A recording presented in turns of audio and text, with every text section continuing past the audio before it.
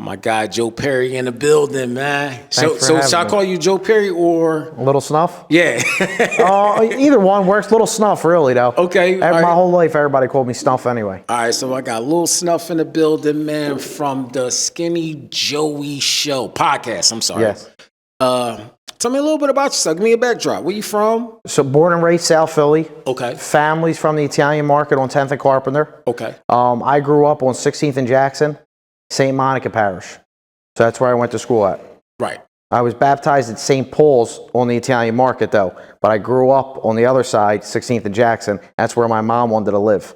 You know, my mom didn't want me to live on 10th and Carpenter. So, yeah. It's a little hoodish over there. You know what it was? It was more gambling at that point. My mom wanted to keep me away from gambling. Gotcha. But unfortunately, it didn't work anyway, so we should have stayed there because I love gambling, you know.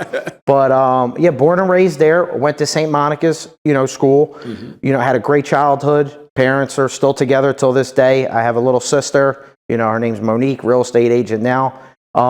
Just lived in a culture in South Philly. Everybody got along, Italian background, but just, it's South Philly. It's different. Speaking of South Philly, Joe, who fought to park those cars the way they park? Listen, my biggest video went viral about the parking authority. I remember. So I don't know why. The parking authority is not owned by the city of Philadelphia. It's a private company. Yeah. It's a private company. The city of Philadelphia has nothing to do with the parking authority. They probably make a little money on the back end, but it's a privately owned company. Who knows who owns it? They're gazillionaires, but they torture my life. What I did see one where I think it was the trash truck. The trash truck. Yeah. What is your beef with the trash truck? I love the trash company. I love the trash guys. They're my boys. They all watch the podcast. But how could it be every day you're stuck behind a trash truck? It's either construction or a trash truck everywhere you go. Yeah. You can't get away from it. Yeah. And now there's 2 pickups a week, so they even buried us even more. Oh, my goodness. Yeah. Growing up in South Philly, man, how did you navigate through South Philly? Because, for me, South Philly, I love South Philly. I lived down there twice, and I just love the people. I love the culture. It's like it's part of Philadelphia, but it's got its own world. Yeah, we are our own world down there. Everybody says that. Yeah. Because it don't matter what nationality you are, what race you are. You could walk in my house. I could walk in your house. I could go to 28th and McKean or 2nd and Jackson. Everybody knows you. Everybody says hello to you. There's never a beef. It's just the way I navigate it. My father had a strong personality, so he always knew everyone, because everybody's friendly. Right. And I always hung out with older people, so I always had the respect, because I was respectful, still am till today. It was always respect your elders, never curse in front of older people. You see an old lady or an old man down the street carrying their groceries, help him walk them into his house. So that's just how I was born and raised. Well, how did you navigate, growing up in South Philly? Was it like easy going for you? Easy. It was easy. We always got along with everyone, and especially in grade school, like everybody was friends. The kids I grew up with, even the girls, we're still friends till this day. Never had any trouble. I don't want to say I was one of the popular kids, but I never had an issue making friends. Right. So that was never a problem for me. And getting along and going through different neighborhoods, playing basketball, playing street hockey, anything, there was never an issue. What's that playground? It's under the bridge. It's where that diner at. Forgot that playground. It's just a nice playground. I used to take my daughters there.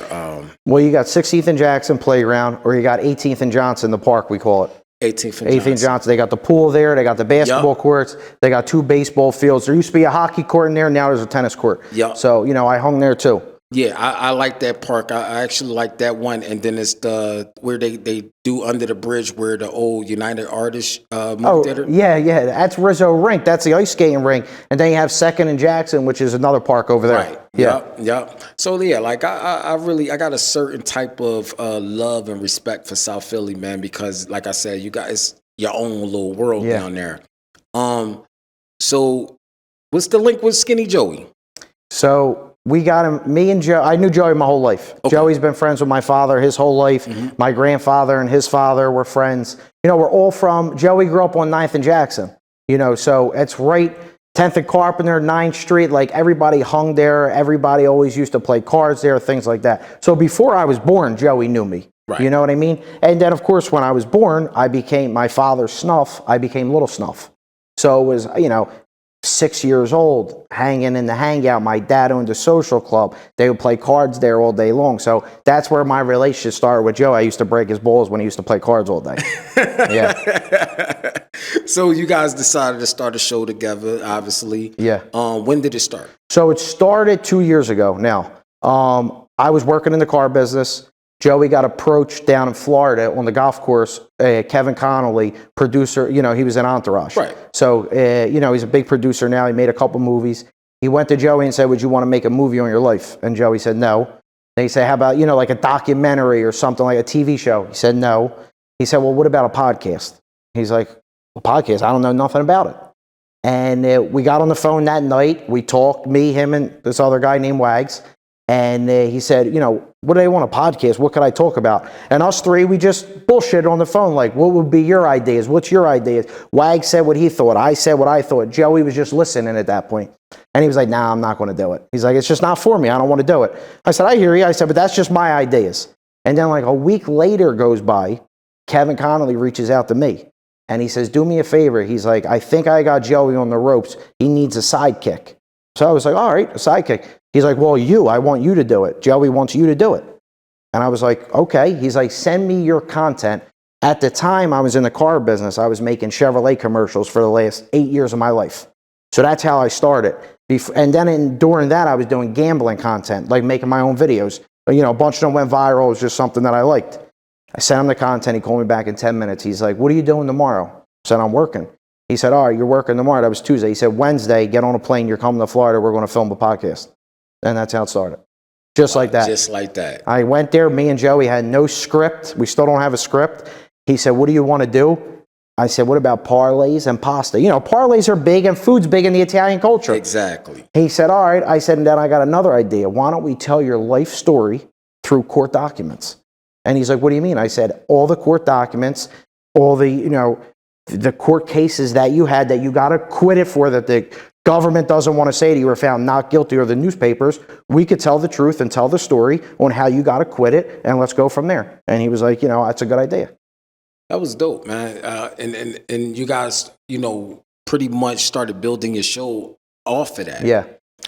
Guys got some powerful guests. Yeah, we had some powerhouses on the show. Yeah, it's pretty fun. It's cool. Yeah. You never realize who really watches the show. Right. Until, they reach out. Or you reach out to them, they're like, oh, yo, I love the podcast, you know what I mean? So we had some big guests so far. Now, starting the podcast, did you think twice about it, or was it something that, let me give this a shot? Well, I had a full-time job. Like I said, I was in the car business. I worked a ton of hours a week, and I loved the car business. I got clean and sober in the car business, so it helped me. When it was presented to me, I went to my wife. And because she worked with me at the time. And when you have a good girl in your life, your decisions come easy. You know what I mean? Because you have somebody that's going to have your back. You know what I mean? And I always say that on every show I do. Like my wife, it wasn't even a thought. I was like, listen, Joey wants me to do a podcast with him. And what do you think about it? She said, what do I think about it? She said, go tomorrow. She's like, it's going to be a home run. And that's all she had to tell me. And then eventually I knew as the show was taking off, I was going to lose my job at the dealership, because that all comes into play after. People get jealous. It is what it is. Right. That's life. Unfortunately, not a lot of people are happy for you in this life, and it's a shame, because I want to see everybody succeed. Now, what made you want to get into the car business? So I was in this, prior to this, when I grew up, I always had a job. I worked at Dad Stuffings at 10 years old, the butcher store on my corner. I always had a job, because back then True Religion jeans were popping. I wanted to make my own money to go buy my own True Religion jeans. Right. So that's how my first job was, washing dishes, $5 an hour. After Dad Stuffings, I started to work at the saloon as a busboy, Fitzwater Cafe as a waiter. Did that. Then I went to Stogie Joe's on Passyunk Avenue. They opened up. I was a busboy, an expediter, a bartender, waiter, delivery driver. I did it all. I always liked working. Then I got into the union. When I got into the union was right around the time started my addiction. After my addiction, That's when I started in the car business. Now, what addiction you talking about? I'm clean and sober, 8 going on 9 years off of drugs and alcohol. Congratulations. Thank you. And that miss, you know, like did that take a toll on your life? Yeah, it did. You know, all them never have I evers or never will I do that, they all came true for me. You know, nobody in my immediate family ever did drugs. I was the first person. You know, there was no reason for me to do drugs. I liked them. When people say, oh, what's the reason? You know, some people had a childhood experience. That never happened to me. I just truly liked being high. That's the reality of it, you know? And it took me down a path that I thought I would never go to.